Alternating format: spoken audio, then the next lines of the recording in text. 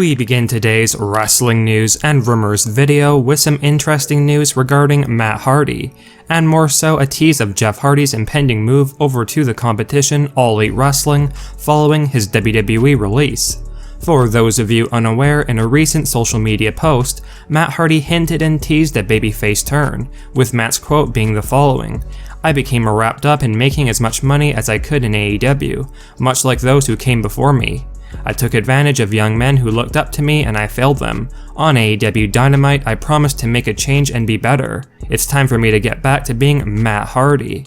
Now, Jeff Hardy is reportedly very close to joining AEW, so this is definitely perfect timing for Matt Hardy to tease a babyface turn ahead of his brother joining him in All Elite Wrestling. Before we get further in this video, for all of you who are also fans of MMA, make sure you guys subscribe to our new channel, the MMA Entertainer, which is going to feature all the latest news and happenings in the world of mixed martial arts and UFC very soon. The link to the new channel is in this video's description.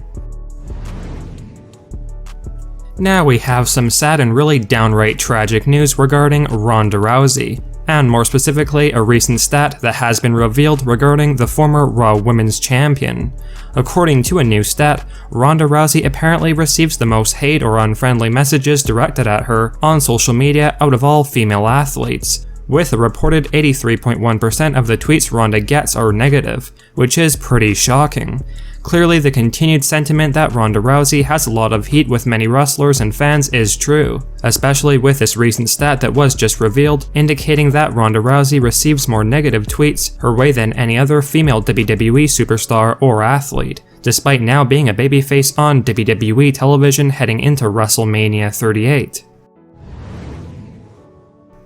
Bray Wyatt is finally making his return this week in some capacity in wrestling, although it's not that debut in AEW All Elite Wrestling that so many of his fans have patiently been waiting for, although that could very well be happening soon as well. For those of you unaware, Bray Wyatt is set to make his first official wrestling-related appearance after his WWE release last year on Sunday, March 13th at the Showcase of Legends 7 event in Albany, New York, with Bray set to meet and greet fans with photos and autographs between 10 AM and 2 PM.